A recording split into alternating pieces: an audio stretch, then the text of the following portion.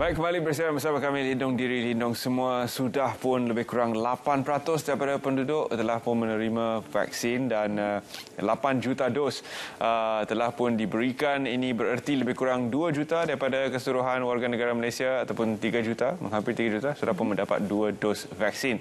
Ini juga bererti bahawa semalam kita merekodkan catatan 300,000 dos memberangsangkan janji Amat Berhormat Perdana Menteri 150,000 dos dan kita sudah pun melepas janji itu 300,000 dos sehari. Tahniah kepada JKJAB. Dalam situasi sekarang, apakah perlu juga kita lihat semula nombor dari segi statistik mereka yang telah pun mendaftar? Sebab sekarang ini cuma 17 juta dan masih perlu dipertingkatkan dengan intensif lagi. Tapi apapun, untuk selamat pagi bersih kita teruskan kali ini untuk berbicara dengan satu topik yang sangat penting dari segi kesejahteraan diri, keluarga dan juga masyarakat. Kami juga buka talian untuk anda kongsikan pandangan dengan kami 03-2282-9841. Di talian kita ingin berbicara dengan Puan Rohana Mahmud yang merupakan anggota Lembaga Kaunselor Malaysia. Assalamualaikum Puan Rohana. Waalaikumsalam warahmatullahi wabarakatuh. Terima kasih kerana bersama kami. Sudah pasti unit keluarga itu sendiri menghadapi pelbagai tekanan berikutan pandemik yang melanda seluruh dunia, dan tekanan itu berbeza untuk setiap keluarga. Ada yang sebelum pandemik ini, sebelum lockdown ataupun MCO, mereka tidak pernah menghabiskan 24 jam bersama kecuali mungkin pada hujung minggu, dan kini terpaksa menghadapi situasi mana mereka dikunci di dalam satu unit ataupun bilik dan ruang yang agak kecil, terutama sekali di kawasan-kawasan di pusat bandar, dan mereka terpaksa berurusan dengan kerana masing-masing untuk 24 jam untuk jangka masa 2 minggu. Dan ini menimbulkan pelbagai konflik di antara mereka di dalam isi rumah itu. Jadi mungkin Puan boleh mulakan dengan bercakap kepada unit-unit keluarga yang akan terus menghadapi situasi PKP dan juga PKPD yang berlanjutan, terutama sekali di Kuala Lumpur dan Selangor. Silakan. Baik, saya rasa yang juga kepada semua penonton-penonton Selamat Pagi Malaysia pada hari ini memang kita tak nantikan apabila kita dikenakan perintah kawalan pergerakan ataupun kena lockdown kita tidak boleh tidak ada pilihan, kita perlu berada di dalam rumah, stay di rumah bersama-sama dengan keluarga walau apa pun keadaannya, kita kena patuh kepada SOP tersebut demi untuk memutuskan rantaian jangkitan COVID-19 Jadi sama ada kita suka ataupun tak suka, kita tidak ada pilihan. Kita perlu tinggal di rumah, dan ini menimbulkan pelbagai situasi dan reaksi dalam masyarakat kita dapat lihat, kita dapat aduan daripada keluarga yang mengatakan bahawa ahli keluarga ni sangat ramai. Katakan ibu ayah 2 orang, 8 orang anak. Bagaimana mereka nak duduk dalam satu rumah yang sempit 24 jam bersama, tak boleh pergi ke mana-mana. Itu realiti. Dan dalam keadaan pandemik yang menjejaskan ekonomi dan juga di mana berlakunya banyak keluarga yang kehilangan pendapatan, menyebabkan mereka terpaksa berpindah daripada sebuah rumah yang besar, rumah yang selesa ke sebuah rumah yang kecil. Jadi mereka perlu mengubah suai ataupun mengadaptasi gaya kehidupan mereka yang mungkin dulu lebih selesa berbanding dengan sekarang. Ini memerlukan perbincangan bersama ahli keluarga. Ibu ayah memainkan peranan yang sangat penting untuk menjelaskan kepada ahli keluarga, kepada anak-anak bahawa ini adalah satu keadaan yang kita kena terima dan kita kena ubah suai keadaan kehidupan kita. Puan, kita sering dengarkan bila mana ibu bapa itu harus menunjukkan contoh yang kuat kepada anak-anak, tapi sejauh mana sebenarnya anak-anak juga perlu diberitahu dengan kebenaran ataupun situasi sekarang, sebab jika dilihatkan terlalu strong, terlalu kuat ibu bapa itu, seakan-akan tidak ada konflik. Jadi bagaimana perlu diterangkan kepada anak-anak dalam situasi sekarang? Bila kita sebut anak-anak setiap keluarga mempunyai mungkin range anak-anaknya daripada yang kecil sehingga yang dewasa Kalau peringkat remaja dan dewasa mereka mungkin lebih senang faham tapi dari segi kadang-kadang ada juga unsur pemberontakannya itu apabila remaja ini dikekang daripada keluar rumah. Dan bagi anak-anak yang peringkat umur yang kecil ini kalau kita bercakap menggunakan bahasa orang dewasa, mereka agak susah nak faham. Jadi kita sebagai ibu bapa kena turunkan laras bahasa, kena masuk ke dalam minda anak-anak, bercerita kepada mereka dalam naratif yang mereka boleh faham. Kesannya kalau keluar daripada rumah, bermain dengan kawan-kawan, apa yang akan berlaku. Saya tak nafikan, kadang-kadang saya pun nampak jiran-jiran yang anak-anaknya tu nak juga keluar bermain-main di luar rumah. Jadi kita kena tekankan daripada akibat. Kesan yang lebih buruk sekiranya mereka melanggar SOP semasa tempoh PKP ini. Di awal PKP pada bulan Mac 2020 kita dapat lihat ada sahaja pautan-pautan keluarga masak bersama, keluarga solat bersama dan sebagainya, dan semua pautan ini memberikan kita petanda positif bahawa rakyat Malaysia masih mempunyai kesihatan mental yang optimum kerana mampu untuk menangani pandemik ini. Namun kita juga ada dengar bahawa berlaku keganasan rumah tangga apabila konflik tidak dapat diselesaikan dan individu-individu seisi rumah itu dikunci di dalam satu ruangan yang sempit dan kecil. Adakah konflik-konflik seperti ini akan terus berlanjutan, terutama sekali dalam keadaan PKP dan PKPD di pusat bandar di Kuala Lumpur dan juga di kawasan seluruh Selangor pada ketika ini? Ya, memang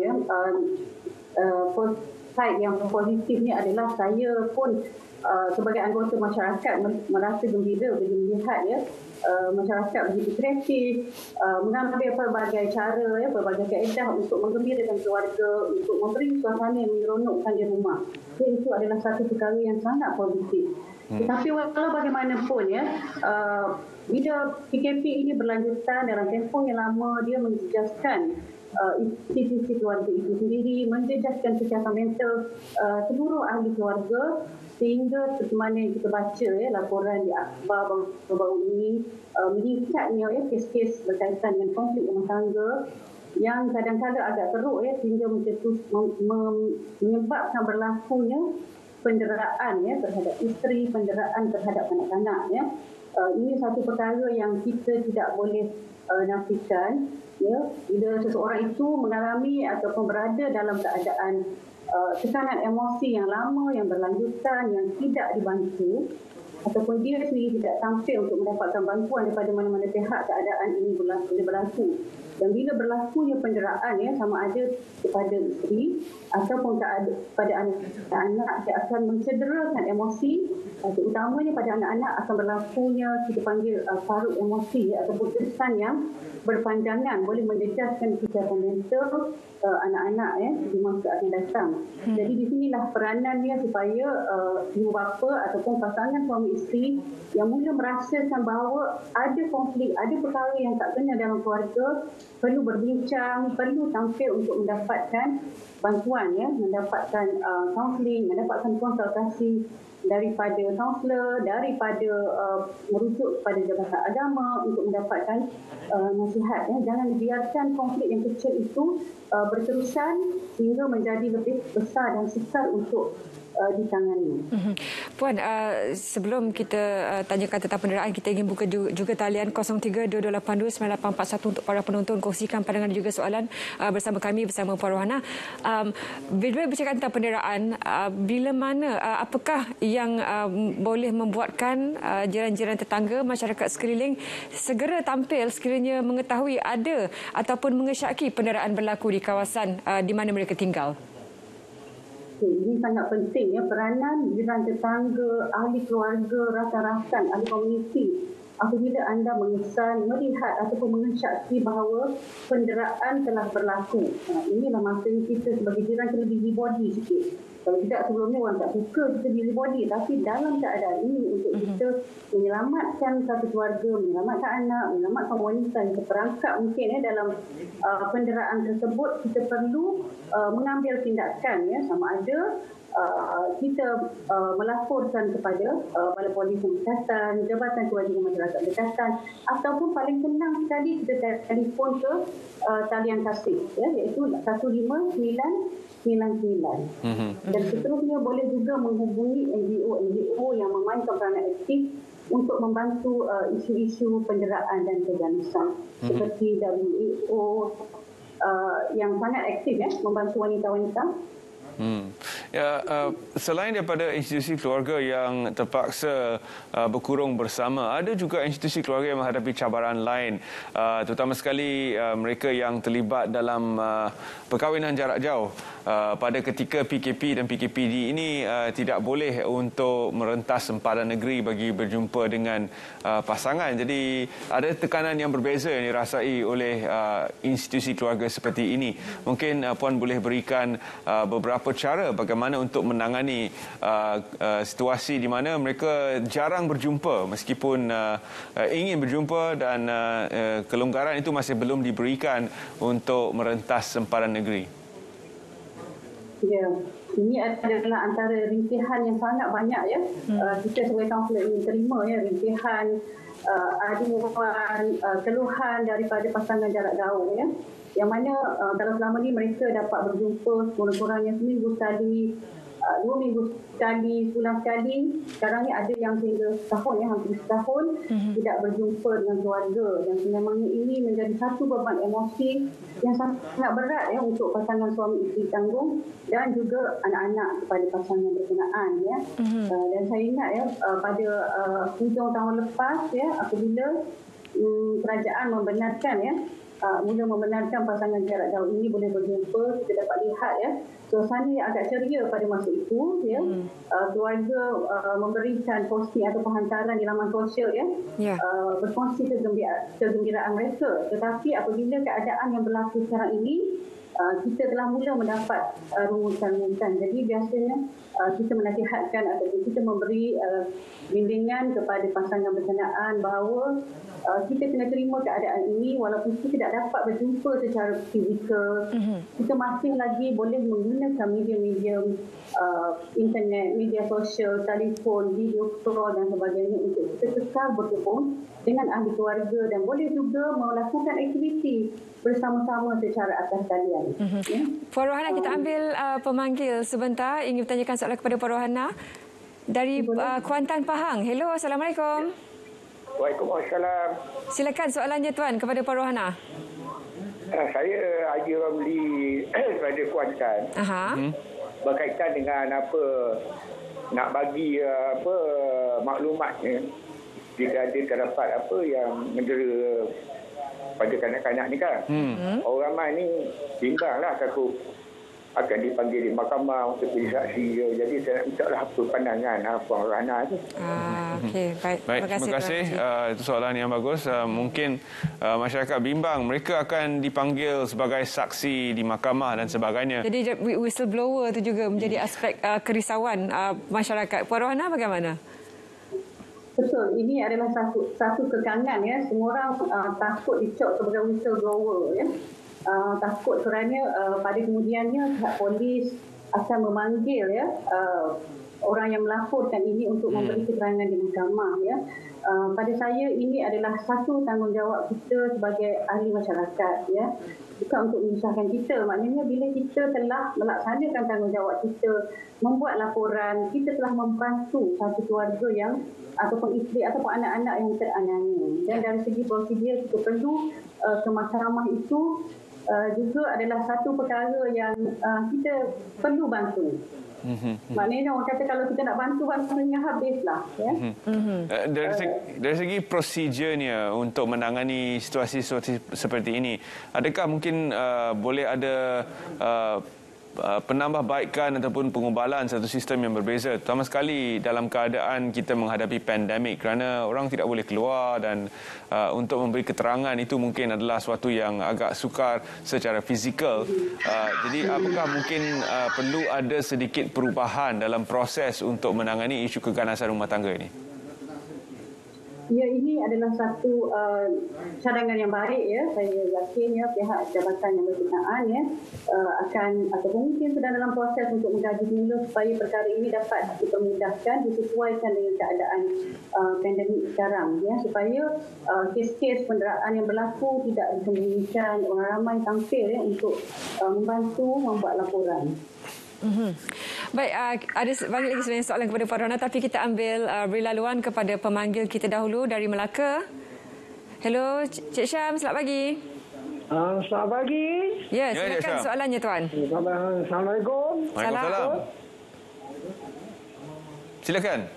Soalan saya begini, jadi untuk mengekalkan rumah tangga yang bagi anak juga turut bahagia, saya ni kadang-kadang saya buat begini pada isteri, anak-anak saya suka berbohong lah. Dengan berbohong itu, saya menjadi kepuasan. Dan apabila kepuasan berlaku, saya tak mahu, kalau saya cakap yang sebenarnya, saya, nanti isteri saya merasa kecil hati. Contohlah, saya tidak punya wang untuk membelikan dia barang. Pernah saya menyatakan saya tidak ada duit, jadi isteri saya melenting. Jadi dengan saya meminjam wang pada online. Jadi dengan sikap begitu, saya kadang-kadang saya pada berhipokrit lah. Jadi saya tak suka berterus terang. Adakah dengan saya pun dapat apabila tak berterus terang, isteri saya bahagia, anak saya tak banyak soal, tak banyak tanya. Itu betulkah cara saya begini, saya buat begini? Jadi tolong berikan pendapat. Itu saja soalan saya. Assalamualaikum. Salam. Tanggungan biasanya yang besar. Biasanya kita cakap kalau masak tak sedap, terus tak sedap, tapi bohong lain pula. Ini angle-nya lain, Puan Rona. Silakan. Okey, saya tidak nafikan ya bahawa dalam keluarga kadang-kala ya terutama suami lah ya, banyak yang berbohong untuk menyelamatkan keadaan. Kata para suami ni, saya bohong sunat Puan, dia kata. Kalau tidak, isteri saya mengamuk. Contohnya misal isteri beli baju baru, tu dia tanya sampai 16 kali, dia kata saya paksalah cakap cantik. Itu bohong sunat kan, dia kata. Okey, sebenarnya dalam keadaan Tuhan yang bertanya tadi, yang mungkin pada pandangan dia bahawa dia terpaksa berbohong untuk menyelamatkan keadaan, supaya keadaan harmoni, isteri tidak marah, konflik tidak berlaku ya. Mengenai perbuatan bohong ni, yang salah dia tak salah sebenarnya ya.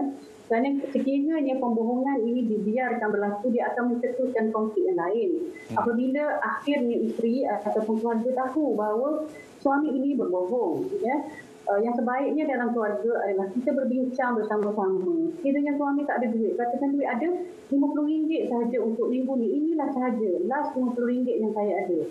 Okey, RM50 ini kita boleh gunakan untuk beli apa? Beli beras, kita terpaksa makan nasi dengan lauk telur sahaja seminggu. Jadi tidak perlulah berbohong pada isteri, beli juga lauk ayam katakan. Sedangkan kalau beli ayam tu 2 hari dah habis dengan duit sebanyak itu. Jadi kena berterus terang, berbincang dengan isteri dalam apa juga situasi ya, insya-Allah dalam keadaan kita diuji dengan cabaran begini, ahli keluarga boleh bertoleransi antara satu sama lain. Puan Rona bercakap tentang kejujuran, bagaimana pentingnya untuk keluarga itu, isi rumah itu duduk dan berbincang secara jujur. Inilah yang kita ada, keuangan dah terjejas, kita kena jual beberapa aset tertentu untuk kelangsungan hidup. Tetapi berapa banyak sebenarnya yang berani, terutamanya barangkali ketua keluarga yang barangkali terasa macam sedikit gagal kerana terpaksa sampai ke jalan ini untuk meneruskan kelangsungan keluarga. Tapi perbincangan secara jujur itu perlu diadakan, dan sejauh mana isi rumah itu boleh bersatu untuk menangani situasi seperti ini? Betul ya, kita dapat banyak pemanggil dan juga klien, terutamanya lelaki ya, yang merasa bahawa dia telah tidak dapat melaksanakan tanggungjawab sebagai ketua keluarga yang baik. Kalau selama ni dia mampu memberikan kemewahan kepada anak-anak, kepada isteri, kepada keluarga, tetapi apabila diuji begini, mereka merasa mereka telah gagal ya. Bahkan ada yang golongan T20 ya, yang telah jatuh sehingga menjadi B40. Daripada duduk sebuah rumah banglo yang besar, terpaksa menyewa sebuah flat 2 bilik bersama-sama dengan keluarga. Ini adalah satu adaptasi kehidupan yang tidak mudah sebenarnya untuk dilalui. Jadi kalaulah ketua keluarga atau suami itu nak menanggungnya seorang-seorang, memang dia akan terbeban. Dia boleh menghadapi satu keadaan sehingga kesihatan mentalnya yang terjejas. Jadi di sinilah pentingnya berterus terang, kejujuran, berbincang dengan keluarga. Kemungkinan ahli keluarga kita mempunyai jalan keluar, mempunyai pandangan yang sendiri yang kita tidak tahu. Kena isterinya ada menyimpan duit yang banyak atau belum ni. Pandai dia jimat duit dapur, dia selit-selit tepi, rupanya banyak berkumpul. Jadi sekarang ni kita kena bincang sama-sama. Ya. Bagaimana pula peranan isteri di situ, di mana sekarang ini media sosial memberikan kita peluang untuk melihat seluruh dunia. Keinginan 1001 ada di depan mata, namun kemampuan untuk mencapai keinginan itu mungkin sedikit terjejas disebabkan oleh pandemik ini. Jadi bagaimana isteri boleh memainkan peranan untuk menyokong suami yang mungkin menghadapi keadaan yang paling sukar kerana ia merupakan pandemik yang belum pernah kita alami sebelum ini. Jadi mungkin Puan boleh bercerita dan memberi sedikit galakan kepada isteri-isteri yang sedang menonton siaran ini. Okey ya, kepada isteri, apa yang saya ingin katakan ya, dalam sebuah rumah tangga, sebuah perkahwinan, sebuah keluarga, isteri ataupun ibu memainkan peranan yang sangat penting. Isteri adalah tonggak, isteri adalah pengurus rumah tangga, isterilah tukang masak, isterilah penghibur, isterilah babysitter, isteri adalah segala-galanya. Jadi peranan isteri ini sangat penting untuk menentu kepada tujuh keluarga sebenarnya, walaupun lelaki atau suami adalah ketua keluarga. Tetapi saya boleh katakan bahawa 80% mungkin dalam urusan rumah tangga diuruskan oleh isteri. Ya, jadi apabila kita dicabar ataupun diduga dengan keadaan begini, isterilah yang sepatutnya membantu suami untuk memberi pandangan, untuk membantu suami untuk reda, berlapang dada dengan keadaan yang menimpa bagaimanapun, bahawa dalam keadaan sekarang kita kena berjimat. Yang mungkin bila kita dah tak ada pekerjaan, tidak ada pendapatan seperti dulu, kita terpaksa let go ataupun kita terpaksa menjual sebahagian aset seperti yang Zaliha cakap tadi, perlu membuat prioriti. Adakah kita mampu nak pakai kereta besar, kereta mewah sekarang? Ataupun kita perlu mengubah gaya hidup kita menggunakan fasiliti ataupun kemudahan yang lebih sederhana. Dari kereta besar, kereta kecil. Daripada makan makanan yang mewah, makan order makanan mewah, mungkin kita sudah boleh sesuaikan kehidupan kita. Daripada kita memilih pakaian ataupun perkara-perkara yang berjenama, kita pakai yang biasa-biasa saja. Jadi ini peranan isteri, sebab kalau ikut suami kan, dia seboleh-bolehnya nak membahagiakan isteri, membahagiakan keluarga, nak beri apa saja kehendak keluarga. Puan, kita ambil seorang pemanggil dulu dari Gombak. Hello. Halo, Assalamualaikum. Waalaikumsalam. Silakan soalannya, Encik Hashim. Okey, terima kasih. Rumah tangga bagi anak-anak ceria. InsyaAllah. Di musim pandemik ni, rumah tangga kita bersama anak-anak, isteri dan suami biasa ada di rumah. Kadang-kadang menyebabkan bahagia itu peranan suami itu sendiri. Suami itu yang jujur dan juga menunjukkan kasih sayang kepada isteri dan juga anak-anak. Ada juga suami yang tidak jujur. Dia pergi keluar, umpamanya untuk beli barang, dia kelencur ke lain. Ini masalah. Berlaku perceraian. Dia berpunca daripada kebahagiaan rumah tangga ini terletak pada suami. Isteri memandang, dia boleh memandang, isteri ini segala-galanya. Dia tahu daripada rambut, ujung rambut sampai ujung kaki, sampai halang hati suami dia tu. Sama ada suami dia jujur, tak jujur, itu isteri dah tahu. Segala panau ke apa, ke lalat, semua suami, isteri tahu. Jadi termasuk hati. Jadi suami harus, orang kata, menyelami ke hati isteri dan anak-anak. Anak-anak dapat melihat bagaimana kebahagiaan kasih sayang suami isteri di rumah.